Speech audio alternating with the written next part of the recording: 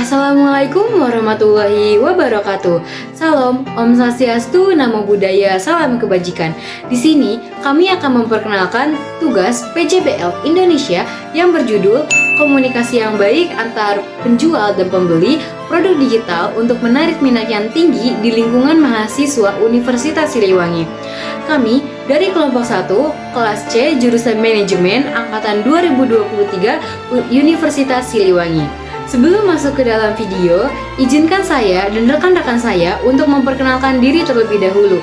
Perkenalkan, nama saya Maila Fifahaki dengan NPM 233402158. Lalu ada rekan-rekan saya yang bernama... Perkenalkan, nama saya Albert Ajis, NPM 233402161.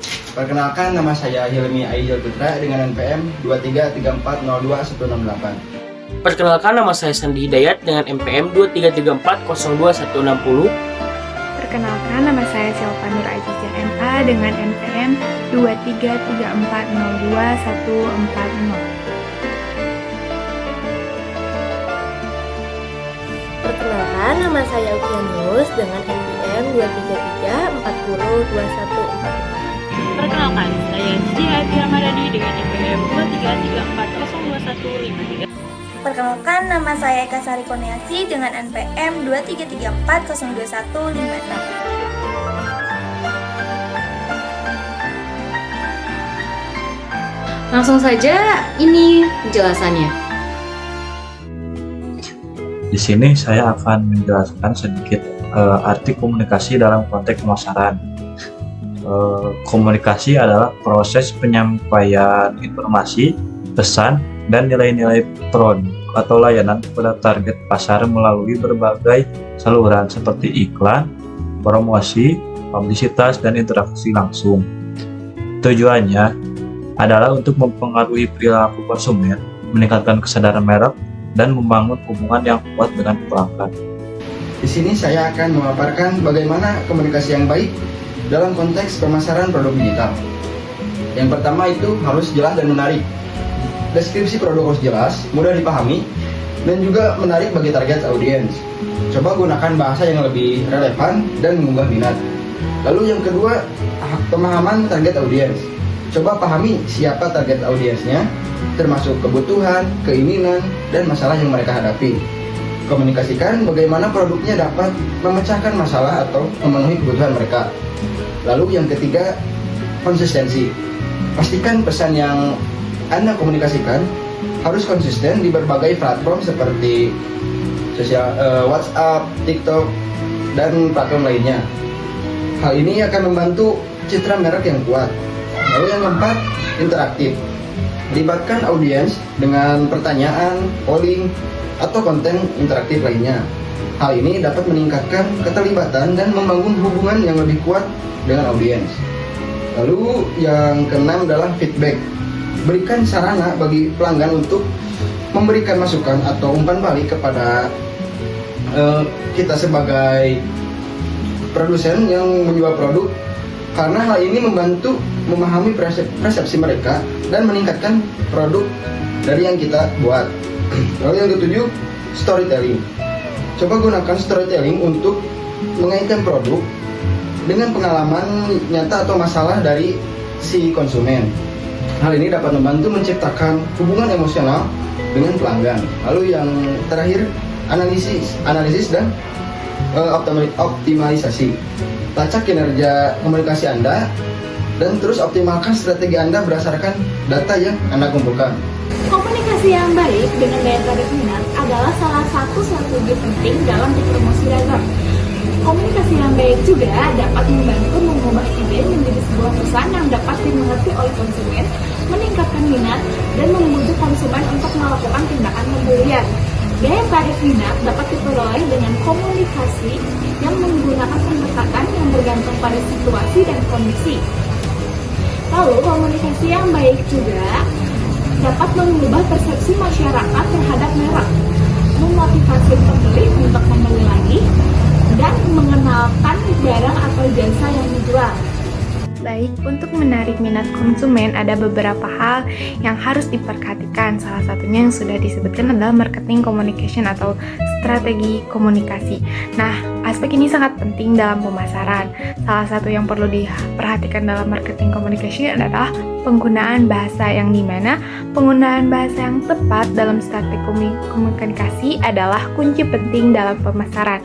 Bahasa ini memainkan peran utama dalam menyampaikan pesan yang jelas dan efektif kepada khalayak.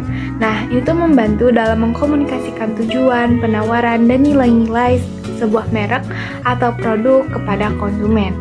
Ada beberapa hal mengapa penggunaan bahasa itu sangat penting dalam strategi komunikasi pemasaran. Yang pertama adalah mengekspresikan ide dan gagasan. Yang dimana bahasa adalah alat untuk mengekspresikan ide, pesan, tujuan, perasaan, dan pendapat.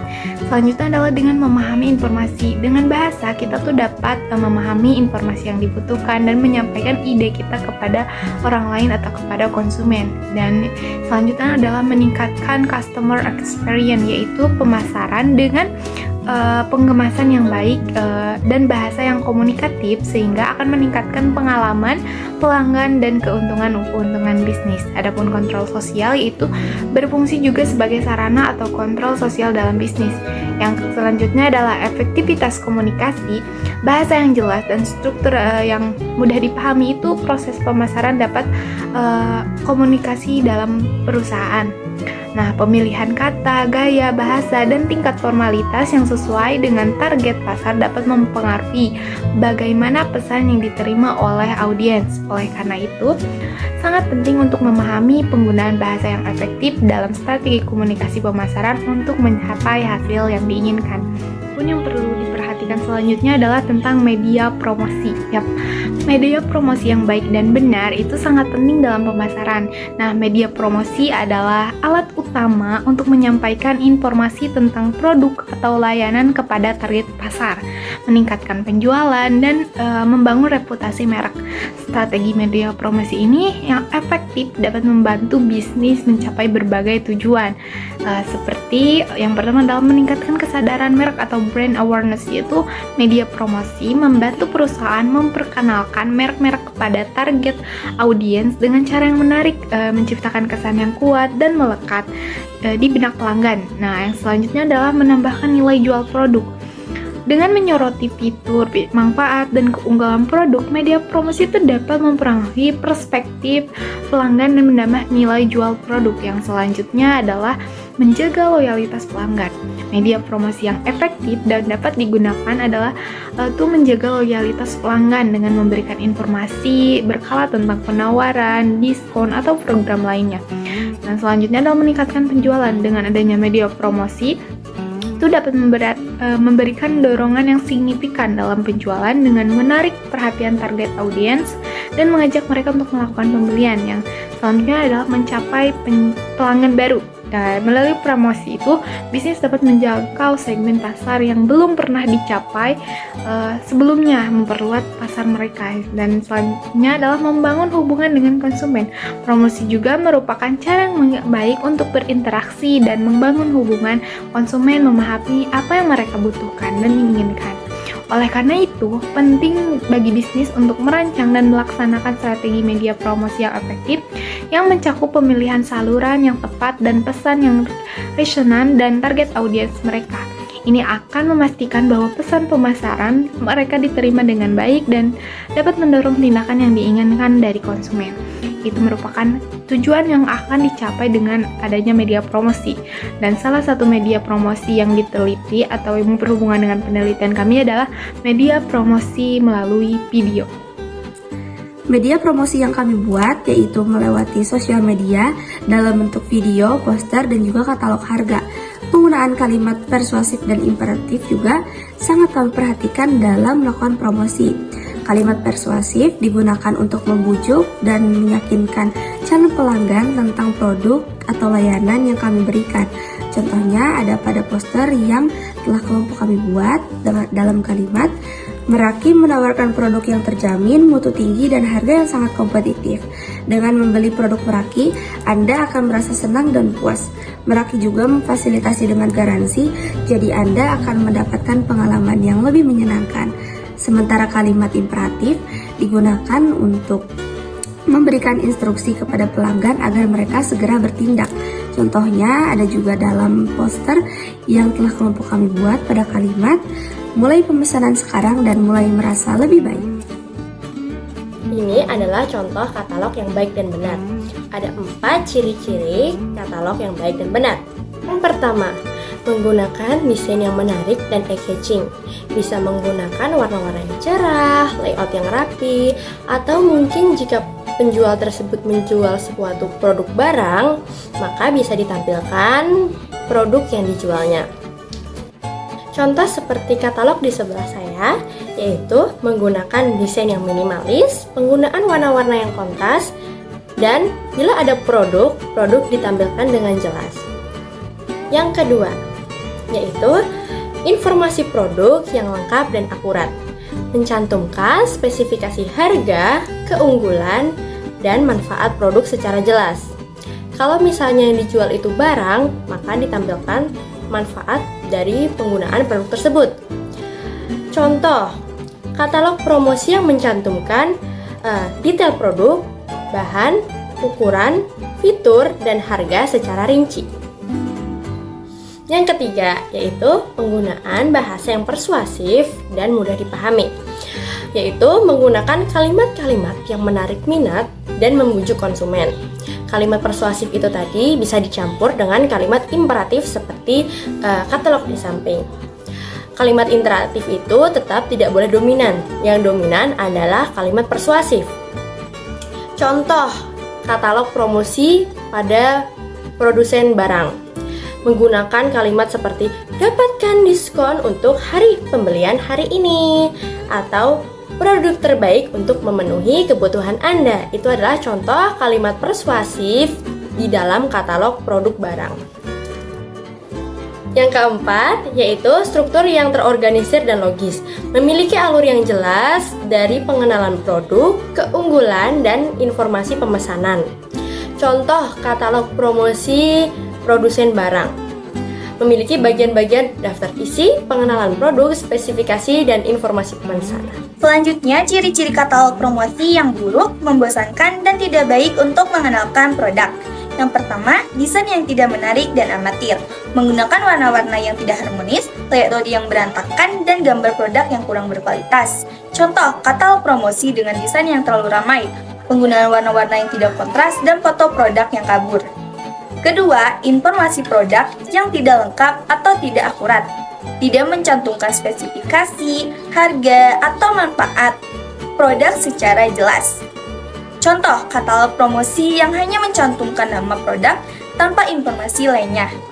Ketiga, penggunaan bahasa yang membosankan dan tidak persuasif, menggunakan kalimat-kalimat yang kaku dan tidak menarik minat konsumen. Contoh, katalog promosi yang hanya mencantumkan daftar produk tanpa ada kalimat-kalimat yang menarik. Keempat, struktur yang tidak terorganisir dan tidak logis, tidak memiliki alur yang jelas, membuat konsumen bingung. Contoh, katalog promosi yang hanya berisi daftar produk tanpa ada pengelompokan atau urutan yang jelas. Berpromosi secara langsung dan secara tidak langsung itu tentu berbeda. Berpromosi secara langsung dapat memberikan produsen ruang untuk menjelaskan produknya lebih detail. Berikut adalah contoh berpromosi secara langsung yang benar dan yang salah. Boleh minta waktunya sebentar nggak? Nggak bisa, Kak. Sebentar aja. Tapi aku lagi buru-buru. Bentar, Kak, 5 menit aja. Soalnya aku hari ini belum dapat klien sama sekali. Yaudah deh, di sini ya. Ya, makasih, Kak. Jadi, aku pengen kenalin. Aku udah pernah dengar belum? Ini Genius. Udah, aku malah udah daftar juga. Oh, udah daftar. Kakaknya punya berapa email ya?